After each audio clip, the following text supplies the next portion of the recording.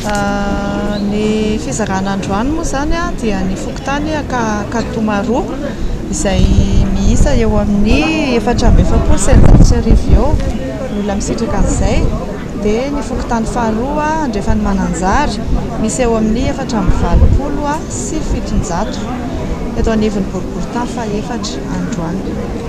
Ny zavatra zaraina vary 500 kilao menaka 2 litatra, ronono 2 boaty dia CVO dia misy légumineuse.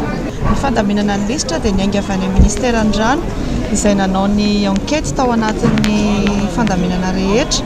Dia ny lista izay mivoaka avy any amin'ny ministera ny rano no nalefa tany amin'ny fokontany. Dia io indray no nijerevany no anivon'ny fokontany. Rehefa avy nijerevana nadio dia miverina tany amin'ny ministera ny rano indray.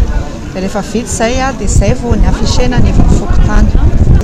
Ny fepetrany raisina moa mandritra ny fizarana dia ny exigena foana ny fanaovana cache-bouche, ny elanelana 2 metatra tsy maintsy hajaina foana.